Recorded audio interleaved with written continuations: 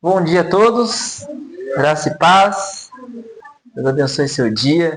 Eu agradeço a Deus pela oportunidade de estar aqui com os irmãos, podendo ter comunhão, ter intimidade, podendo ter a oportunidade de poder falar da palavra de Deus ao coração dos irmãos, oportunidade que o Senhor me concedeu, confiança do pastor Faustino.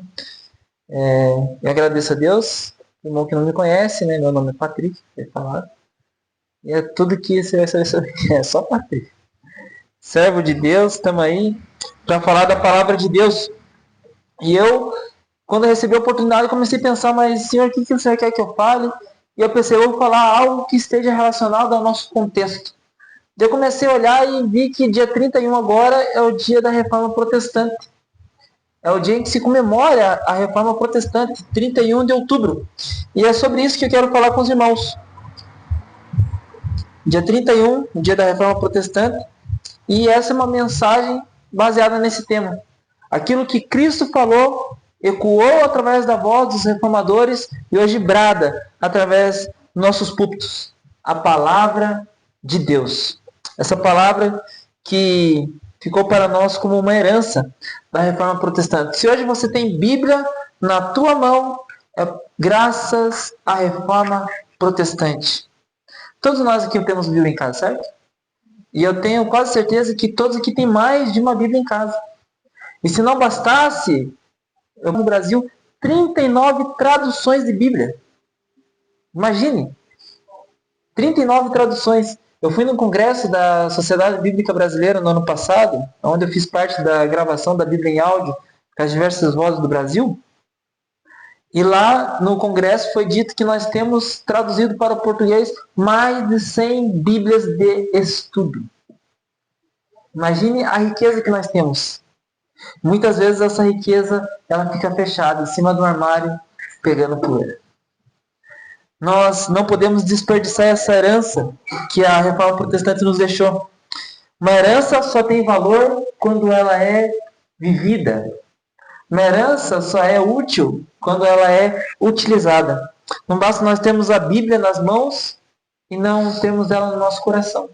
Não adianta nós termos a Bíblia em casa, mas não ler, não parar para estudar, não orar com a Bíblia aberta diante de nós, não deixar que ela leia a nossa vida.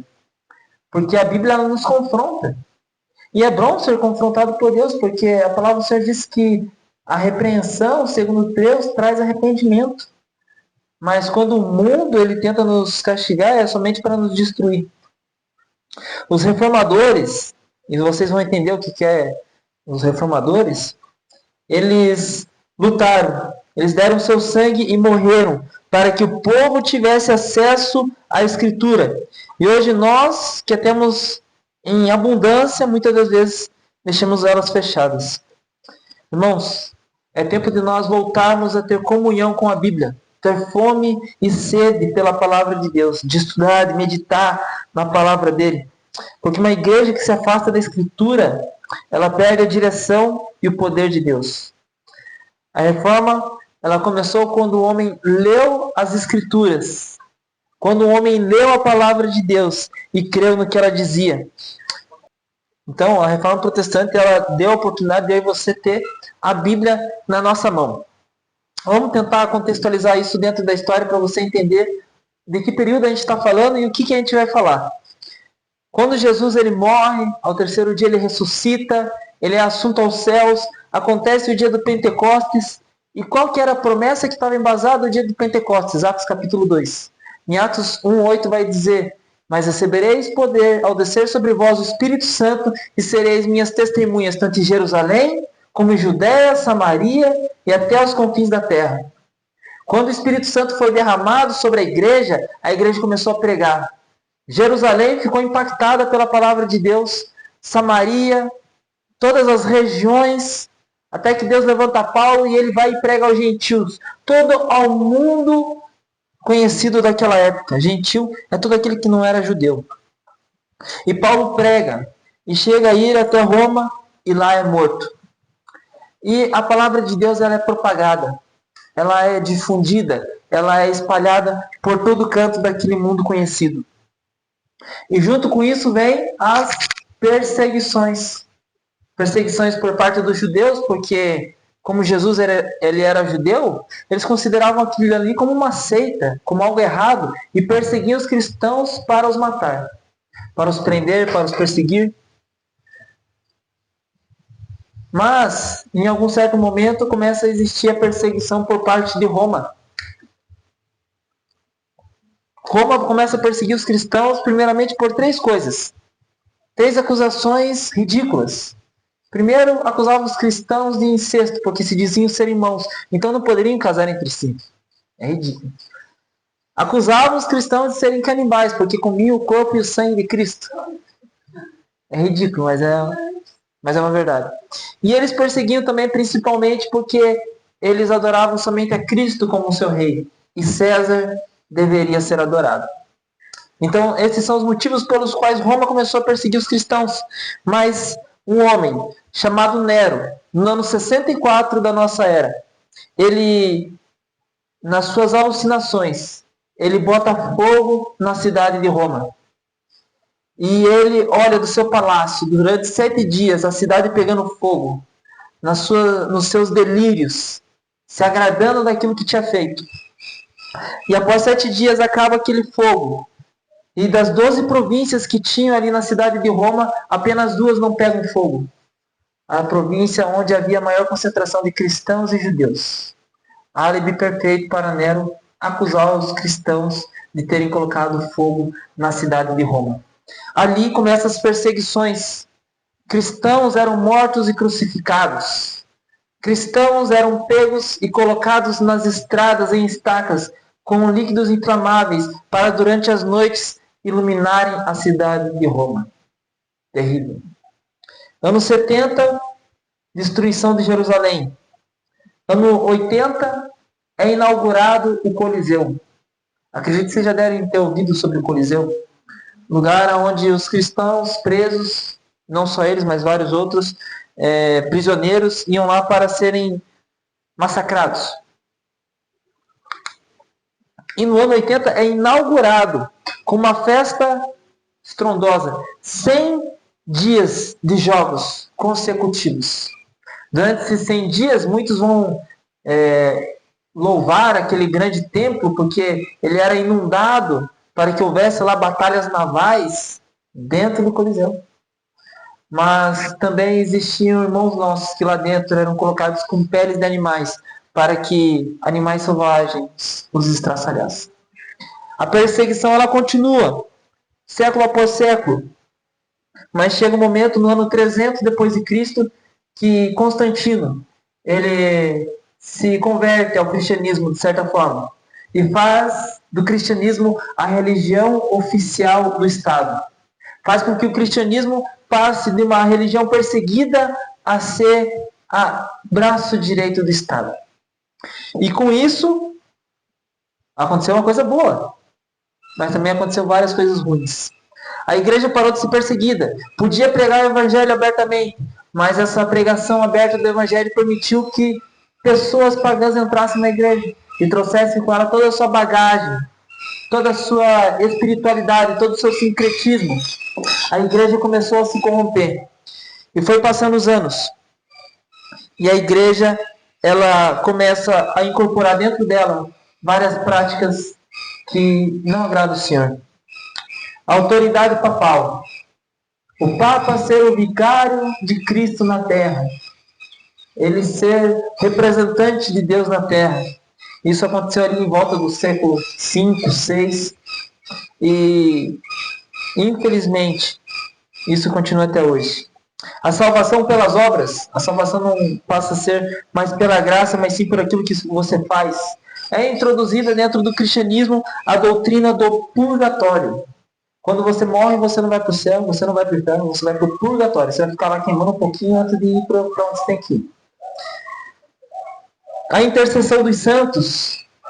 É permitido que os santos intercedam por você, orar aos santos para que eles possam falar com Deus por você. A veneração de imagens, a transubstanciação, ou seja, considerar a Santa Ceia, ali os elementos, o pão e o vinho, o próprio sangue e o corpo de Cristo. Algo que é uma memória. E a venda de indulgências. O que é indulgência? Você quer continuar pecando, meu amigo. Mas você tem um dinheirinho ali, você paga pelo teu perdão. Olha só que maravilha. É muito mais simples, né? O século XII e XIII, a Igreja Católica ela mantinha o monopólio do acesso às Escrituras. A Bíblia ela é escrita somente em latim. E somente o Papa, os bispos e os monges poderiam ler as Escrituras. Vai surgir muitas heresias. E por isso, nós aqui vamos guardar para que a doutrina da salvação seja preservada. Com isso, surge na Inglaterra um camarada chamado John Wycliffe. Ele era conhecido como a estrela da manhã da Reforma. Ele traduziu a Bíblia do latim para o inglês. Se era proibido, alguma coisa ia acontecer. Ele viveu até 1384. Ele traduziu a Bíblia do latim para o inglês.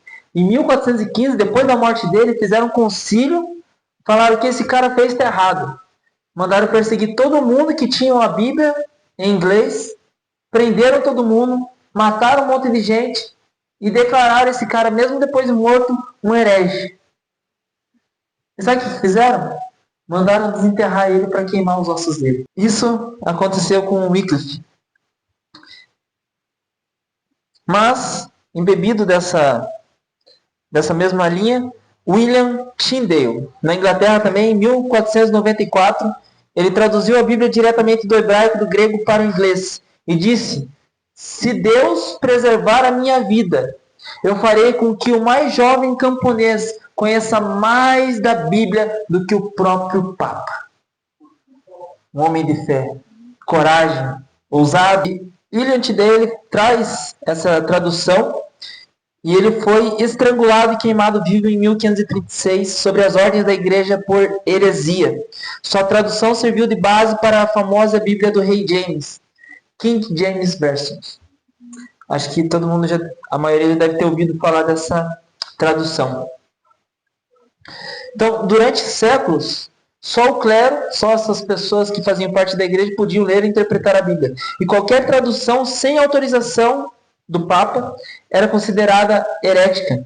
O índice de livros proibidos, criado em 1559, proibia versões da Bíblia em vernáculo, ou seja, na língua do povo. Ninguém podia ter a Bíblia escrita na sua própria língua.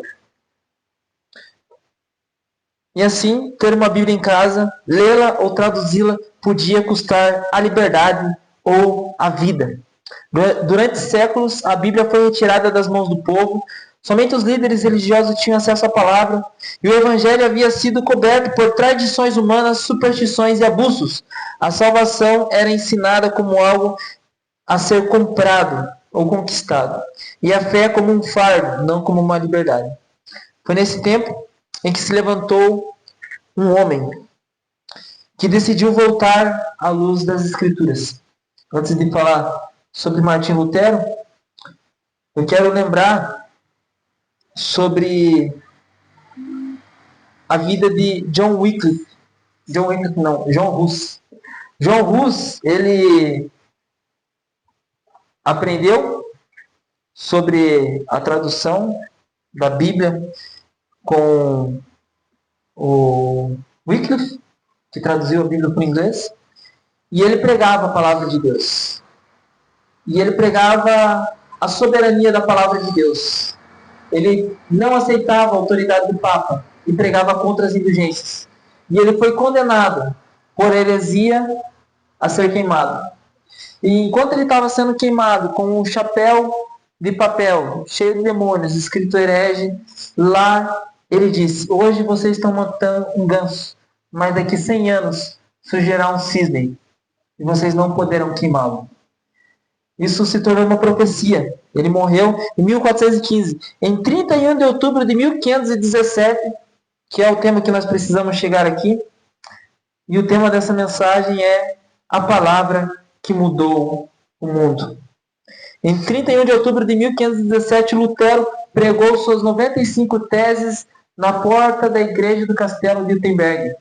E lá ele deu início à reforma protestante. Lutero, ele vai pregar essas 95 teses principalmente contra as indulgências. O que eram as indulgências? O Papa queria construir a Basílica de São Pedro. E para construir a Basílica de São Pedro, ele precisava de dinheiro. Ele mesmo, o Papa, tinha muito dinheiro e poderia, por suas posses, construir. Mas ele queria o dinheiro do povo. Então ele manda seus pregadores a pregarem as indulgências. E essas indulgências eram: se você der o teu dinheiro, eu te concedo aí 5 anos de perdão, 10 anos de perdão, 20 anos de perdão. E a gente vê que essas pregações eram tão impositórias que nas teses de Lutero ele fala que esse tipo de pregação é abusiva. E nada tem a ver com o Evangelho de Cristo.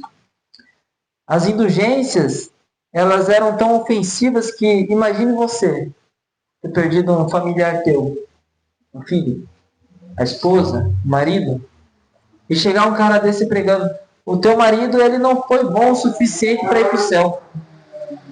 Ele está lá no purgatório queimando. Mas se você quiser, você pode pagar o perdão dos pecados dele e eu vou conceder com que ele saia de lá e vá para o céu. E o que acontece? Quando eu pegar o seu dinheiro, levar até o gasofilácio, quando o dinheiro pingar dentro do gasofilácio, a alma dele vai saltar dali para o céu voando. Isso é uma das críticas que se encontra dentro dessas 95 teses. Lutero, ele diz assim: pregam a doutrina humana os que dizem que, tão logo tilintar a moeda lançada na caixa, a alma sairá voando do purgatório para o céu. Essa é uma das heresias que estavam sendo combatidas por Martinho Lutero. Quando ele vai até a porta do castelo da igreja de Wittenberg, ele vai e prega suas 95 teses. E não é algo cinematográfico. Quando a gente fala, é bonito, né? Parece que ele está vindo um cavalo branco, pega suas teses com um martelo e um prego, coloca seu papel ali, pá, dá uma martelada, o barulho ecoa para dentro da igreja, mas a realidade é que aquilo ali era algo comum. Porque a porta do castelo de Wittenberg era tido como um local de anúncios. E ali ele pregou aquelas teses para que fosse discutido o tema. E ele não estava preparando: nossa, eu quero fazer uma reforma, onde eu quero abrir uma outra igreja. Não, ele queria que a igreja mudasse a sua maneira de agir. Quando ele prega essas 95 teses, elas estão em latim, elas não estão na língua do povo. Então ele queria uma discussão teológica com outros bispos, monges e com o Papa. Nessas 95 teses, falando sobre as indulgências, falando sobre o Papa, ele prega lá. Só que alguém pega essas suas 95 teses e traduz para a língua do povo. E quando ele traduz para a língua do povo, todo mundo conhece. Abre os olhos. E todo mundo conhece esse escrito dele. E ele é convidado, então, alguns anos depois, diante do imperador Carlos V e da igreja, a negar tudo aquilo que ele havia escrito. E ele se recusou. Em 1520 foi diante do Papa Leão, e depois, em 1521, foi diante do imperador Carlos V, e ele foi excomungado da igreja como herege e fora da lei. E quando ele foi considerado herege, ele disse uma das frases mais emblemáticas de toda a história do cristianismo. Ele disse: a menos que eu seja convencido pela escritura ou pela razão, pois não creio nem no Papa, nem nos concílios, visto que frequentemente erram, minha consciência está cativa à palavra de Deus. Não posso e não quero retratar-me de coisa alguma. Aqui estou, não posso fazer outra coisa, que Deus me ajude. Essas foram as palavras dele no final da Dieta de Worms, em 1521, diante do imperador. E foi assim considerado herege e fora da lei. Lutero ficou em pé diante de reis e bispos, mas quem realmente o sustentava era a autoridade da palavra de Deus. E como que ele chegou nesse princípio? Consegue colocar para mim Romanos 1,17? Quem era Lutero? Lutero, ele era um monge cristão. Não existia outra igreja. A igreja de Cristo era a igreja católica. Mas ele, quando estava preparando uma aula para dar na faculdade de Wittenberg, ele estava estudando o livro de Romanos. E no livro de Romanos, ele lê esse texto. Visto que a justiça de Deus se revela no Evangelho, de fé em fé, como está escrito, o justo viverá por fé. A hora que ele viu essa frase, o justo viverá por fé, ele ficou impactado. Porque até então, ele era um monge e procurava o perdão dos seus pecados através das penitências, através das confissões, através do jejum, através de muitos meios que a igreja prestava, mas ele se sentia cada vez mais afundado no pecado. Isso são palavras dele. E quando ele leu esse texto, o justo viverá por fé, ele refletiu no começo do versículo que diz, visto que a justiça de Deus se revela no Evangelho. E quando ele fala a justiça de Deus se revela no Evangelho, a justiça de Deus ela vem somente para me condenar. É o que ele pensava. Mas daí ele entende que essa justiça é aquilo que Cristo fez por nós na cruz. E o justo viverá por fé. A partir daquele momento, ele passa a viver esta verdade. Ele passa a viver aquilo que Cristo havia ensinado. E ele passa por tudo isso e dá início à reforma protestante. Louvado seja o Senhor. Hoje nós temos Bíblia na nossa mão por conta de pessoas como ele. John Hus, que sendo queimado, ainda disse, a ti entrego o meu espírito. Como John Wycliffe, que mesmo depois de morto, é tirado seus ossos para serem queimados. Vários que seguiam esse mesmo pensamento e traduziam a Bíblia para que o povo tivesse a Bíblia, eram condenados à morte. Hoje nós temos a Bíblia em nossas mãos. Se a gente for olhar, eu quero, se eu tiver tempo, falar sobre as principais heresias que, como protestantes, nós contestamos. Eu queria ter falado no início, acabei não falando, né? Se nós hoje somos evangélicos, nós somos automaticamente protestantes. Automaticamente. E o que significa ser protestante? É o que a gente acabou de ver. Essa história. 1517, Martinho Lutero prega suas 95 teses no Castelo de Wittenberg. Acontece uma divisão dentro da igreja, e a partir dessa divisão, a Bíblia ela é entregue para o povo. E algumas doutrinas são estabelecidas. Sola Scriptura, Sola Fide, Sola Gratia, Sola Christus e Sola Deo Gloria. Essas 5 doutrinas, elas hoje norteiam toda a cristandade evangélica. A primeira crítica do protestantismo contra a Igreja Católica, a autoridade do Papa. A doutrina católica ela diz que o Papa é o vigário de Cristo na terra, sucessor de Pedro e possui autoridade suprema sobre toda a Igreja. Aquilo que ele falar está acima da palavra de Deus. Aquilo que um homem diz está acima daquilo que o próprio Cristo disse. E a reforma, ela afirma e ela ensina que Cristo é o único cabeça da igreja. A autoridade final não está em um homem, mas na palavra de Deus. Efésios 1, 22, por favor. O Papa, ser considerado vigário, ele foi considerado ali perto do ano 600, 700 depois de Cristo. O imperador falou para o bispo de Roma, olha, você é o representante de Deus na terra. Ele falou, aquele que levar esse título que seja considerado anticristo. 3 anos depois, outro camarada aceitou o título. E nesse tempo, a igreja ela era dividida em patriarcados. Existiam 5 principais patriarcados. Etiópia, Constantinopla, Antioquia, Roma, e eu não lembro o nome do quinto. Mas o que mais se destacou foi o de Roma e acabou virando o Papa. E pôs todas as coisas debaixo dos pés para ser o cabeça sobre todas as coisas, o deu à igreja. Próximo. O qual é o seu corpo, a plenitude daquele que é tudo, enche todas as coisas.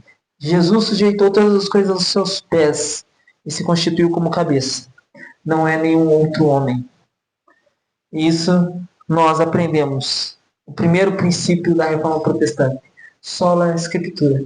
Somente a Escritura. Foi o grito de Lutero contra a autoridade papal e as tradições humanas que sobrepunham a Bíblia. Somente a Escritura.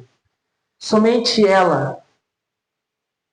Se hoje nós temos Bíblia por conta de homens como esse, mas se nós temos a Bíblia, nós devemos valorizar ela como nossa regra de fé.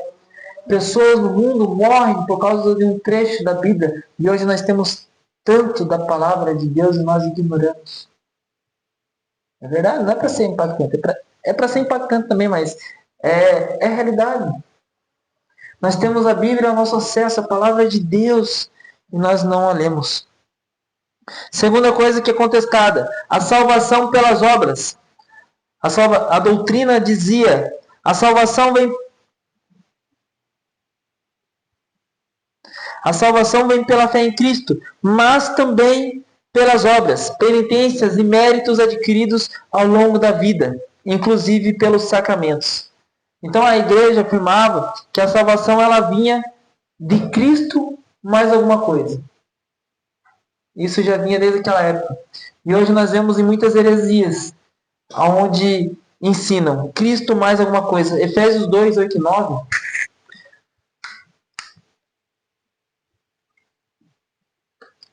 A palavra do Senhor vai dizer, porque pela graça sois salvos, mediante a fé. Isto não vem de vós, é dom de Deus. Não de obras, para que ninguém se glorie. Mais um. Pois somos feitura dele, criados em Cristo Jesus para as boas obras, as quais Deus de antemão preparou para que andássemos nelas. Ou seja, não é pelo que eu faço que eu sou salvo, é por aquilo que eu recebo. Esse dom de Deus, esse presente de Deus é a salvação. E aqui nós vemos um princípio importante da reforma. Sola fide. Somente a fé. Você não precisa de mais nada para alcançar a salvação. É a fé em Cristo Jesus. Essa fé que te transforma, essa fé que te faz ser uma nova criatura. Somente a fé. Purgatório. Eles diziam que após a morte, as almas que ainda precisavam ser purificadas de pecados leves vão para o purgatório, um lugar de purificação temporária. Ou seja, a pessoa não foi boa o suficiente para ir para o céu. Não fez tanta boa obra. Então ela vai passar um tempinho num lugar quentinho ali para purificar os pecados. Daí depois ela vai para o céu. Isso não existe nenhuma base bíblica. A Bíblia ensina que após a morte há somente dois destinos: estar com Cristo ou separado dele. Hebreus 9, 27. Hebreus 9, 27 vai dizer: e assim como aos homens está ordenado morrerem uma só vez, vindo depois disto o juízo, acho que o versículo 28 complementa. Assim também Cristo, tendo sido oferecido uma vez para sempre, para tirar os pecados de muitos, aparecerá a segunda vez sem pecado aos que aguardam para a salvação. Primeiro o texto diz: aos homens está ordenado morrerem apenas uma vez. Depois disso, é o juízo. Ou você vai para o céu ou vai para o inferno. Não tem outra, não tem purgatório. Não tem indulgência que te tire do purgatório, porque não é purgatório, tem. E assim por diante. O purgatório, ele contradiz a suficiência da cruz de Cristo. O purgatório, ele nos faz lembrar que nós vivemos para Cristo. E é somente pela graça que nós alcançamos a salvação. Não é mérito nosso. Intercessão dos santos e de Maria. Foi introduzido dentro da Igreja Católica em que os fiéis poderiam orar a Maria e aos santos, pedindo que intercedessem diante de Deus. A palavra do Senhor nos ensina que, em 1 Timóteo 2,5, há só um Deus e um só mediador entre Deus e os homens, Jesus Cristo, homem. Somente Ele pode interceder por mim e por você. Nenhum santo, Maria, pode interceder por nós. E isso nos faz lembrar de que Cristo é o único mediador. Solos Cristos. O culto e a veneração de imagens foi introduzido dentro da igreja. A igreja permite a veneração de imagens e relíquias. Essa questão de relíquia é bem interessante. O que é uma relíquia? Relíquias são objetos que tiveram contato com os apóstolos, com Jesus, ou com alguns dos apóstolos, dos profetas, e foram pegados esses objetos e colocados como relíquia, e as pessoas poderiam adorar essas relíquias. Foi introduzido isso dentro da igreja. Mas, através da Bíblia, nós aprendemos. A Bíblia proíbe a confecção e o culto de imagens religiosas, mesmo sob a alegação de veneração. Isso fere o segundo mandamento. Não farás para ti imagem de escritura. Isaías 42:8 vai dizer: a minha glória não darei a outrem, nem o meu louvor às imagens de as imagens de escultura. A Reforma Protestante, ela trouxe a restauração do culto espiritual, centrado na palavra e na presença de Deus e não de objetos. E com isso nós aprendemos sola Deo glória. Somente a Deus toda a glória. A glória, ela não pode ser dada a homens. Não pode ser dada a santos.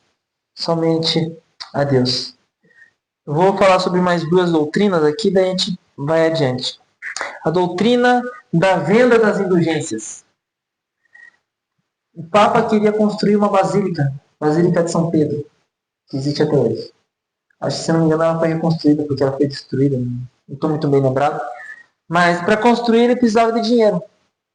Então ele mandou seus pregadores a venderem perdão de pecados. O perdão é gratuito, fruto da graça. 1 Pedro 1,18 vai dizer que, sabendo que não foi por coisas corruptíveis, como prata ou ouro, que fossem comprados, mas pelo precioso sangue de Cristo. O sangue de Cristo vertido na cruz é o que nos redime de todo o pecado. A transubstanciação, doutrina da missa, que é a última doutrina que eu vou falar aqui agora. Essa doutrina, ela afirma que durante a missa, o pão e o vinho da Santa Ceia se transformam literalmente no corpo e no sangue de Cristo.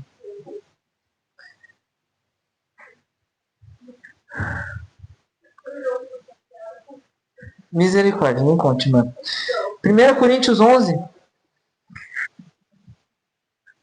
1 Coríntios 11.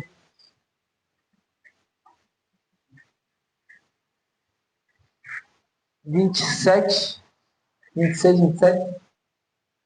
Por isso, aquele que comer do pão ou beber do cálice que o Senhor indigna... Não, é antes. Vamos para o 24. E tendo dado graças, o partiu e disse: isto é meu corpo que é dado por vós. Fazer isto em memória de mim. Tirar a memória. Então, quando Jesus fala, este é o meu corpo e este é o meu sangue, não é algo literal. É algo para nós lembrarmos do seu sacrifício por nós. Então, resumo. Autoridade do papal. Nós devemos lembrar que somente as Escrituras têm toda a autoridade. A salvação pelas obras. Nós devemos nos lembrar que nós somos salvos pela fé. Purgatório. Nós nos lembramos que a graça é suficiente. A intercessão dos santos. Nós lembramos que Cristo é o único mediador. A veneração à imagem. Nós devemos lembrar que somente a Deus pertence toda a glória. A venda de indulgências. O perdão, ele é gratuito, através da fé e da graça. E a doutrina da transubstanciação. Nós devemos lembrar que somente Cristo é suficiente. E a Escritura, ela tem autoridade para nos ensinar. A reforma, ela não foi uma rebelião, mas um chamado de volta ao Evangelho puro. Os reformadores não criaram novas verdades, eles voltaram às Escrituras. E ainda hoje nós precisamos voltar à mensagem das Escrituras. A Escritura acima da tradição, Cristo acima de todos, a graça acima do mérito, a fé acima das obras e a glória somente a Deus. É esses pilares que vão nos levar a uma igreja saudável, a termos uma fé firme no Senhor. E não são apenas doutrinas antigas, são verdades vivas que ainda sustentam a nossa fé. Irmãos, a Reforma Protestante ela não é apenas um evento histórico. 1517, lá atrás, que nós vamos comemorar dia 31. Mas ela é um chamado para mim e para você. Um chamado que continua ecoando. A questão não é que hoje temos Bíblias, mas se ainda a Bíblia nos tem. Porque a realidade é que nós temos na nossa mão. Não é se conhecemos a verdade, mas se a verdade ainda ela nos transforma. Ou é apenas mais uma informação na nossa mente. A palavra de Deus ela precisa ter impacto na nossa vida, transformar nosso ser. Os reformadores entregaram suas vidas para que tivéssemos acesso à palavra. E o que temos feito com essa palavra? Estamos lendo, meditando, vivendo o evangelho que professamos? Talvez Deus esteja chamando a nossa geração a uma nova reforma. Não nas estruturas da igreja, mas nos corações de cada um de nós. Uma reforma que comece no secreto, na oração, na leitura da palavra, na obediência diária. Porque antes de reformar o mundo, nós precisamos reformar a nossa vida. Nós, como evangélicos, como filhos de Deus, como servos de Deus, nós precisamos compreender que nós somos o sol da terra, nós somos a luz do mundo. E não é mais ninguém. É a gente que tem que assumir esse papel. A gente não tem que esperar pelo irmãozinho do lado. A gente tem que incentivar ele a ser o sal da terra, a luz do mundo, mas nós precisamos ser esse sal e essa luz. Veja que a atitude de um homem pregando 95 teses no castelo de Wittenberg separou a história entre antes e depois. Antes da Reforma Protestante e depois da Reforma Protestante. Se hoje nós estamos aqui e nós entendemos que nós estamos recebendo um alimento sólido da palavra, que é a verdade, é graças a pessoas como essa que não temeram, mas se entregaram por amor a Cristo. A Reforma não criou novas verdades. Ela apenas retornou a verdade fundamental, a palavra de Deus. Essa verdade ainda ecoa hoje. A Escritura acima da tradição, Cristo acima de todos, a graça acima do mérito, a fé acima das obras e a glória somente a Deus. Que o mesmo Espírito que guiou Lutero a realizar essa obra por amor à palavra, deu coragem para permanecer firme, deu zelo, possa nos encorajar também. Senhor, nós queremos pedir que a Tua palavra, ela transforme a nossa vida. Que a Tua palavra restaure o nosso ser. Obrigado porque a Tua palavra, de maneira tão magnífica, ela chegou até nós e hoje nós temos a liberdade de poder estudar a Tua palavra, nos aprofundar nas Suas Escrituras. Obrigado por homens como Lutero que tiveram coragem de contestar a maior instituição da época que ele viveu. Obrigado por exemplos como John Hus, que pregava a palavra com autoridade, falando que a Escritura ela tinha autoridade acima do Papa, que a Escritura era suficiente e que somente através da fé e da graça nós somos salvos, mesmo em prejuízo da própria vida. Hoje, na nossa condição, nós não sofremos perseguição como eles sofreram. Mas nós pedimos ao Pai, não queremos passar por perseguição, nos guarda, mas que nós possamos viver um evangelho que realmente faça diferença aonde nós andarmos, aonde nós vivemos, meu Pai. Eu dou graças ao Senhor. Louvado seja o teu nome. Amém. Eu gosto de lembrar, falando sobre as escrituras, que eu me converti através de uma Bíblia. Eu me converti através de uma Bíblia. Uma Bíblia que passou por uma parede. O que vocês acham contra pecado? Perdão, pecado. E o Senhor falou comigo. Uma Bíblia.